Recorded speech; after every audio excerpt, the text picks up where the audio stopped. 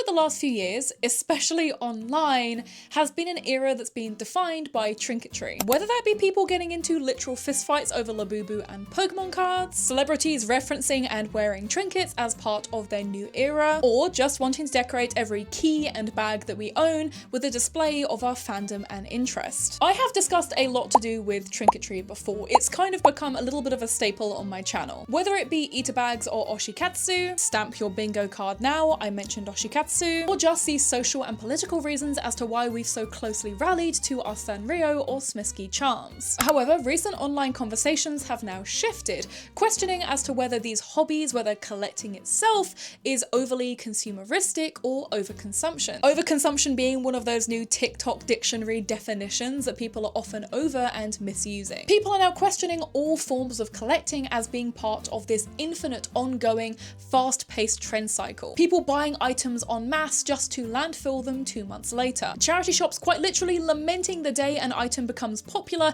and then very quickly is considered cringe-worthy or over-consumeristic because within 24 hours, bin bags full of that exact same tat will turn up outside their doors. Labubus are being found in charity shops. Their popularity is declining. They're being replaced by Pigeon Jellycat, the Crybaby, Nomi, and Smisky range. Many TikTokers have found Labubus in charity shops, thrift shops, and at the car boot. Labubus and many fake Lafufus are being discarded. Labubu unboxing videos that used to get millions of views are now getting way less views. We have been oversaturated with Labubus. And so I guess as a response to this idea of over-consumerism is bad, which, yeah, people have now started to create in-person spaces where people can visit and rehome their trinkets and items, and maybe even find a new one to fall in love with and take home offline. This trend kind of going hand in hand with the analog trend, which is something that I am going to be talking about in another upcoming video. Because to be quite clear, there's nothing analog about buying a £22 digital camera off of TikTok shop to get vintage retro photos. So literally, it's just fast fashion. It's just fast fashion. But I suppose if 2025 was the era of the trinket, then 2026 is the era of the trinket trade. The trinket trade boxes. Metal boxes purchased by do-gooding individuals with the goal of adding a bit of whimsy to a stranger's day, as well as allowing people to focus on collecting meaningfully and giving them an opportunity to declutter and therefore also spread that joy further. Something which in theory is a great way of combating this instant gratification mindset that we all fall victim to in some way or another, making us look at what we already own and even sometimes giving us the opportunity to give back to others who may enjoy the things that we are no longer fussed on. I do genuinely believe that these boxes are a net positive and no doubt brighten people's day, but like any good deed, it never goes unpunished or unvideoed. Now, if it wasn't abundantly clear from my background or even the topic of this video, I am a little bit of a collector and a trinket fanatic. I have been collecting merchandise and trinkets from the fandoms that I love ever since I was a preteen. But unlike back then, the accessibility of finding authentic merch and memorabilia from the things that you love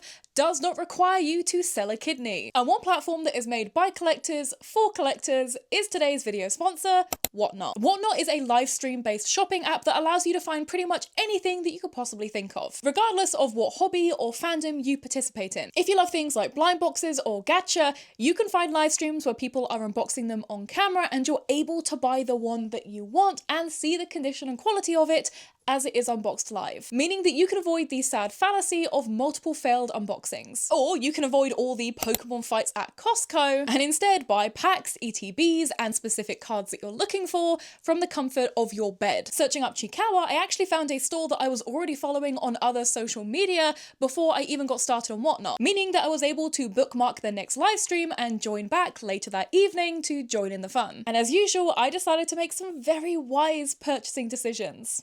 And they're all blind bags, so we don't know which one we're gonna get, but we're gonna run them as confirmed. Thank you so much. Thank you, Addie. Addie? And that one's gonna be for Addie. Thank you so much, Addie. They're so cute. One Sanrio, lovely time for you, my darling. I may have indeed gone a little overboard, perhaps, but admittedly, most of these are for my sisters and some of my friends. And all of the stuff arrived really, really quickly, by the way. Some of this stuff was from America, and I'm based in the UK, and some of these items arrived within the week too, so that was really, really quick. And of course, if you're looking to declutter and sell your own items, you can also sign up to be a seller too. I plan to sell a lot of Kyoya merch from Oran High School Host Club that my girlfriend ended up receiving when we went to the Tokyo Sky Tree Cafe collaboration. How many Kyoyas did you get? 4. How many did I want? 0. I don't know why every single thing that they received was Kiyoya themed, and so I have a bunch of stuff to shift on their behalf because neither of us are Kiyoya stans, unfortunately. Unluckily, if you are drawn to cute collectibles or merchandise like a moth to a flame, then you could use my QR code on screen or click the link down below to get $15 off your first purchase anywhere on the app. Again, a big thank you to Whatnot for sponsoring today's video, and let's get back to talking about trinket trade drama. So for anybody who hasn't come across this niche community or this specific side of social media, I will very briefly explain the biology of what a trinket trade box is. So the average trinket trade box that the average person is setting up is a waterproof junction or electricity box that you can very easily pick up over on Amazon. But of course, the boxes aren't just left looking like a silver coffin. Instead, they get decorated with paint, stickers, rules, and social tags. And then inside of these boxes, they usually have more rules or information about how the trade works, as well as functional and decorative elements to display and store the trinkets, as well as just make it look nice inside. And so as you can imagine, setting up one of these trinket trades is seemingly pretty easy, as all it really takes is a £40 box that you can find on Amazon,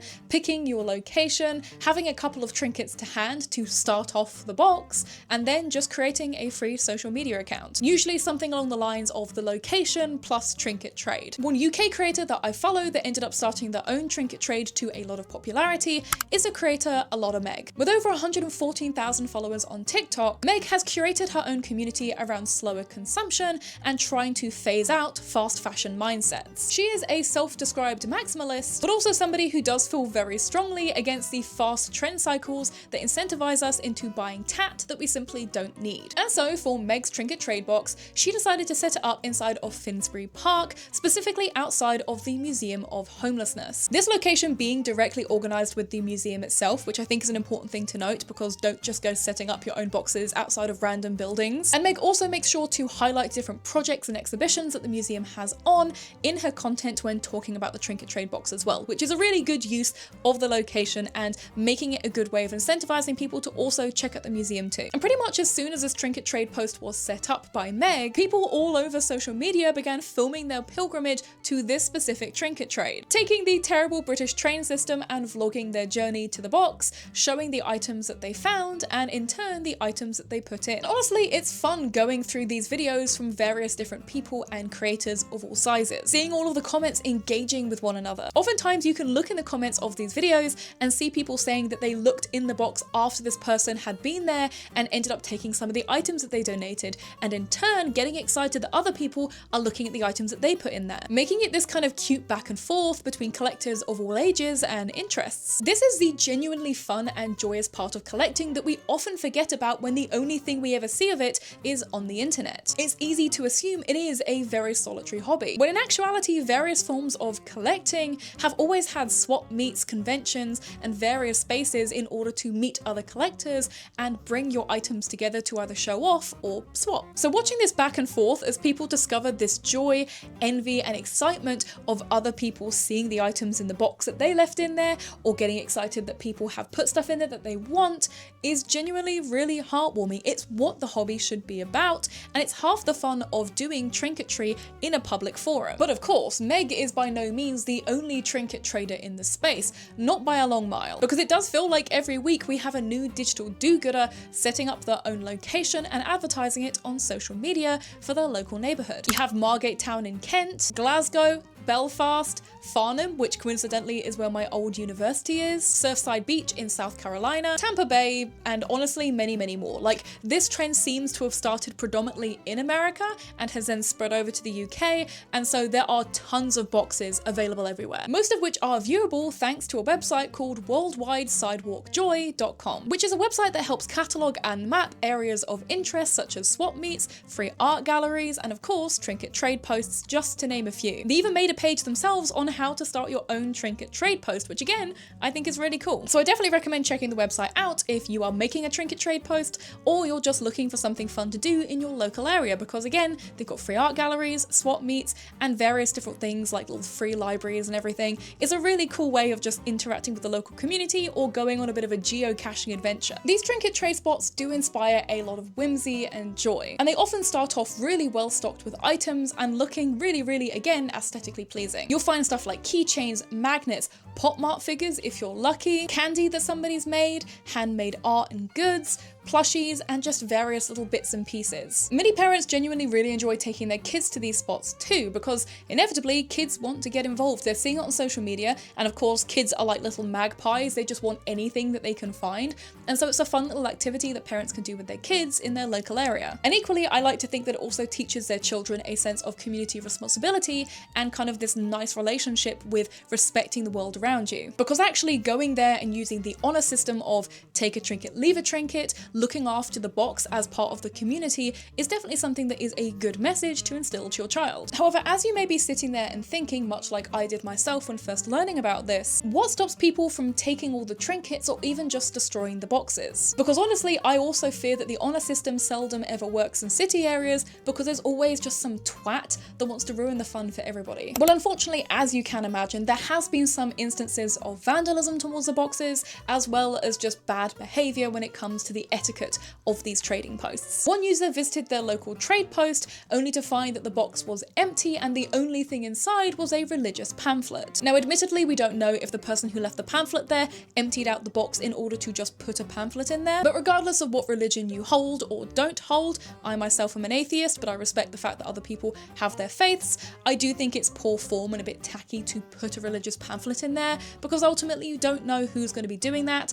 And also, just going to say this now, Christians, if other people from other religions were doing this to the trinket trade box, I know the reaction in the comments would not be as supportive of that pamphlet leaver. You guys would be a lot more divisive about it, so I think just let's leave religion out of the trinket trade posts, maybe. And another trinket trade box owner and also mum was upset and disappointed to discover that the local post that she set up for her community of Kirkby had been entirely cleaned out in one instance, and then later on had even been vandalized by people leaving pickle juice and pickles inside of the box, which could end up ruining some of the items that were in there, as well as just requiring her to clean the box out and then reattach it. It's disappointing, but not surprising to see that some people, likely teenagers or even just drunk adults, feel that it's some way appropriate or okay to treat these boxes with disrespect, or even to leave their litter inside of them instead of taking it to the bin that's no doubt 200 yards away. Seeing these fun little outposts as a way to ruin someone's day rather than just add to it. Is it any wonder that owners of these trinket trade posts are now trying to find different ways to implement the rules and enforce the rules more thoroughly,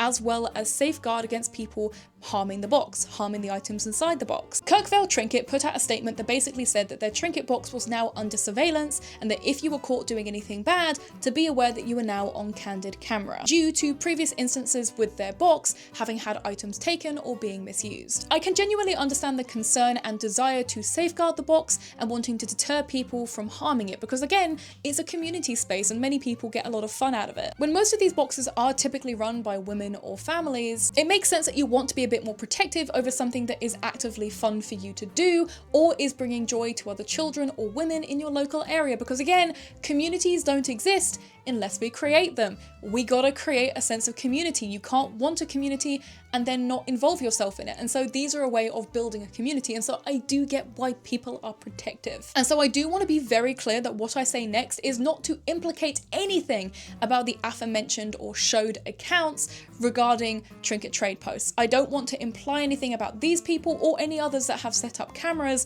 but I do think we need to highlight something which isn't being talked about, which is that with the popularity of these trinket trade posts online, especially amongst children, teenagers, and families, the implementation of a privately owned camera could be a bit dicey, in my opinion. To me, if I were to think of a genuinely worst case scenario, these trinket trade posts could be set up by anyone, and that could mean that somebody who is a bit more nefarious with their intentions can use it as an opportunity to watch women's routines as they walk to and from the trinket trade post. It could be an opportunity to peep on people. It could be an opportunity to track children or film children. Because again, when the bar to entry for making one of these is as low as having a free social media account and spending 50 quid on an Amazon purchase, it's understandable that although there's many good eggs doing it, it's very easy for the wrong person to get an idea and also replicate the formula that's so clearly working as part of this trend. Sure, it is very unlikely. Again, this is a worst case scenario. Like personally, if I was a parent, I wouldn't be letting my kid go to the local trinket trade post alone,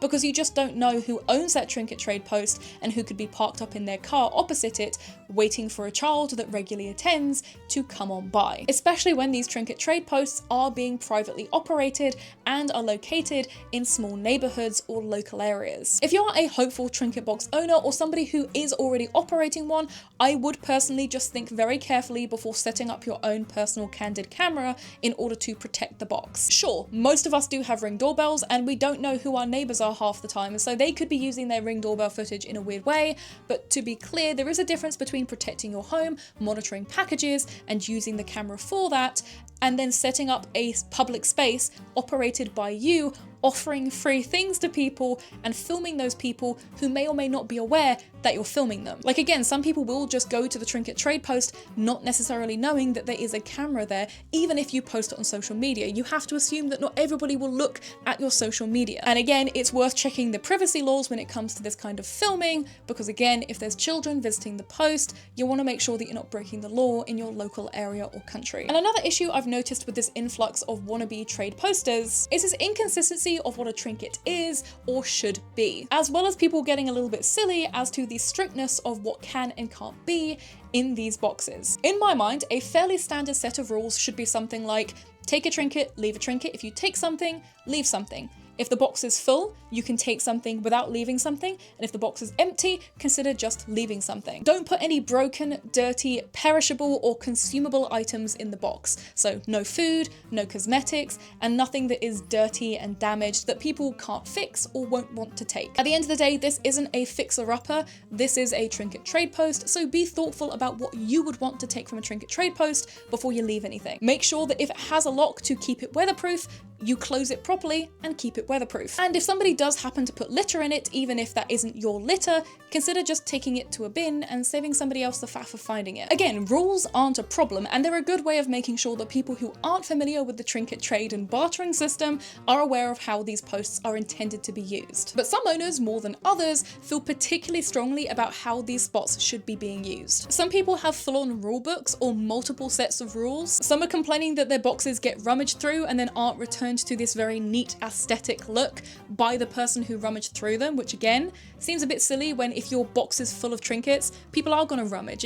That's kind of half the fun. Whilst others post videos upset that certain items got traded or taken. El Paso Trinket Trade posted a video that got over 3 million views. Disgruntled that their Hello Kitty lantern that was put in the box to help light up all the items was taken. And as many people in the comments pointed out to various levels of exasperation, this lantern did look just like a regular trinket. It's a cute, seemingly low-cost novelty lamp, and so although it was taped up, most people probably just would assume that it was taped up to make space rather than just kind of be lying around and possibly get crushed by other items because it has a lighting element. It's not unreasonable to assume that somebody thought it was a fair trade. People even put in screenshots of the lamp's original placement before it got taken, really doubling down the fact that it did indeed just look like another trinket in the box. And if you've ever worked in customer service, you would know that everybody acts like it's their first day on earth when it comes to menial tasks or interactions. Like, people do not think, they do not use their brain. They will just see something and assume it's fair game.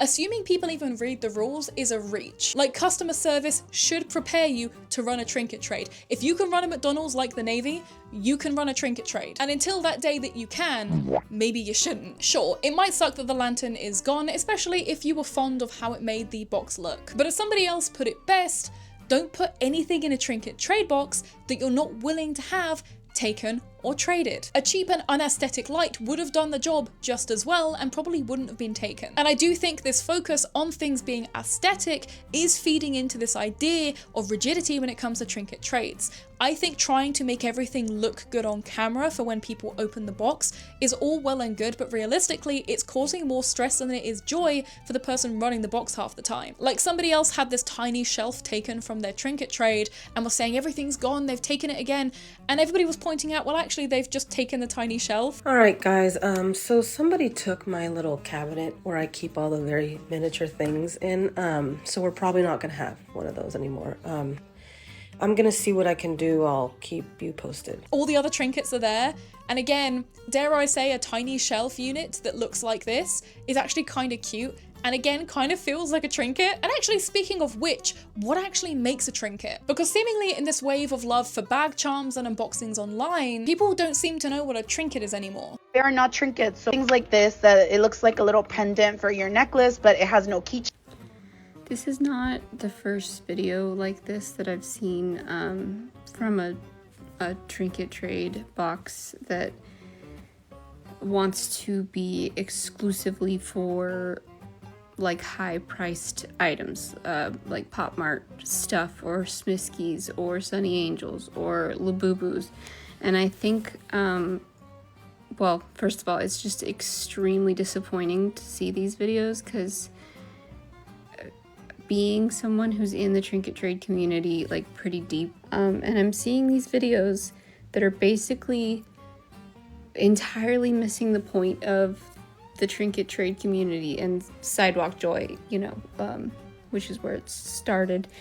And what you're doing is pricing people out of participating in trinket trading, which is meant to be an anti-capitalistic way to find joy in late stage capitalism. Like, a lot of people are traveling to trinket trade posts expecting it to be a Pop Mart store, disappointed when they're met with McDonald's toys, handmade bracelets, and small kitschy keychains. Some netizens even claim that they've seen the owner of these trinket trade posts remove items like McDonald's toys or unbranded items that are less desirable and binning them, just putting them in the bin, all because they're not good enough as a trinket. Trinkets are not just name brand items. They're not just Pucky Babies or Smiskys or Labubus. Like, sure, those items can be, but they are not the only measure or the best measure of a trinket. We need to stop with all the trinket boxes, because none of y'all running a trinket box can handle running a fucking trinket box. When it comes to trades, some weeks are gonna be better than others. Yeah, you're gonna have to maintain the trinket box. Yeah, some people are gonna leave dirty ass toys. Yeah, you're gonna need to toss those toys out and or repurpose them.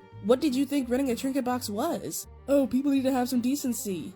Yeah, that's true. You can't expect that out of everybody though. Like, you just can't. Starting a little hobby where random people can get involved is gonna take a lot of maintenance and a lot of work. Just shut them down. If you can't handle people being shitty to you, don't start a fucking trinket box. Just in general. I've also seen people say some things aren't fair trades, and it's like a trinket. Like, they'll show a trinket and say it's not trinkety enough, I guess. Trinkets have been around a long time, far before the era of Pop Mart, social media, or even mass-produced plastic. Things like small ceramic or glass animals, wood carvings, sea glass, cute flowers that have been pressed and dried, jewelry like brooches or an earring, or even just cool buttons and little knickknacks could all be considered a trinket, all of which predate your local miniso. It's weirdly classist and out of touch to assume that your local neighborhood or those traveling from outside of it to visit your trinket trade post need to offer items that are name brand or of a certain value in order to be trading in the trinket trade post, in order for the item to be a worthy treasure for somebody else. Sure, I get that having rocks and leaves put in a trinket trade post as a trade isn't ideal, and technically speaking, they are not necessarily a trinket, but equally, I don't think it's that big of a deal. Like, I see so many videos of people flapping and getting upset, being like, oh my god, they did it again. It's just like a couple of pebbles, and there's still items in the box, but somebody just put a couple pebbles in there, and I can't help but think it's probably a kid, maybe even like a kid on low income. Like, again, it's not ideal, sure, but if that's what somebody's traded, for whatever reason, that's what they've traded. And unless it was something insanely expensive, which in itself is just a bit silly, it's not that big of a deal, dare I say? Like, this is just part of what is running a community project. You're running a community project, you can't be mad that some members of the community don't know the rules or don't respect the rules. That's just doing anything in the community. You're going to have people who maybe don't have anything good to trade. Kids who might get a bit cheeky with it and take more than they put in. Or people who genuinely do see cool buttons and knickknacks as a good trade. Personally, I love a painted rock or a cool little thing. My favorite childhood toy that still sleeps in my bed to this day would have definitely been considered junk and thrown out of a Trinket trade box back in the day. He was moldy, he was damp, he stunk, covered in dirt, and was missing an ear and had his stuffing falling out. But to a little 7-year-old girl, me, I saw him as a treasure. Like, I saw how cute he was and I wanted to take him home, and so I did. I washed him up, I stitched him up, restuffed him, and I've had him with me ever since, and I've restored him a couple of times to keep him looking great, to look after him. One man's trash is another man's treasure. Who are you to tell somebody that that thing isn't cool, that thing isn't good enough? If you go into the subreddit r/trinkets, you'll see that a lot of users echo that sentiment. Many people just enjoying trinketry for various little bits and pieces, most of which don't hold any real value outside of the person's enjoyment. It's refreshing to now see things that are considered trinkets that are not designed to be a trinket, that aren't marketed to us as a trinket that we need. I think trying to find ways to rehome things like McDonald's toys, plastic items, or weird little bits and pieces is actually a very normal and fun way of doing so. I think it's literally what the trinket trade is kind of about. Dare I say that is part of the supposed sustainability of these spaces. And if you are doing the trading to be more sustainable, then maybe consider creating your own box rather than traveling over an hour or more to go to one that is popular online. Like, sure, I myself also want to film going to a trinket trade post, showing the items that I want to trade, and hopefully seeing people get those items and being excited about those items. But ultimately, these community spaces can only exist because somebody steps up to the plate to create and sustain one. But I guess let me know down below, what do you think of trinket trading? Do you like these trinket trade posts? Have you been to a trinket trade post, or have you started one? And what do you think of a trinket? What do you consider a trinket? Tell me your favorite trinket. Tell me your favorite trinketing experience. Do you think that trinket trade posts are going the way of the analog offline trend that we've been seeing? Do you think that it's becoming an unsustainable, or dare I say over consumeristic or capitalistic process in the pursuit of TikTok fame? Let me know down below. And of course, as always, I want to give a big smooch and thank you to my beautiful Patreon members, all the way from the Keeping Casual tier to our beautiful Oshi tier members, who are Nina Hopkins, Falky Gone Missing, Lucy, Shy Raw, Harakivo, Danny16, Sweet Misery, Meryl Lyram, Galmar, X-Lace_Zale, CLO Armonia, who by the way actually met me in Perth when I was guesting at Tokyo Alley, so I got to meet one of my Patreon members, which is so cool. So big thank you to CLO Armonia because they gave me a bunch of Australian snacks to try.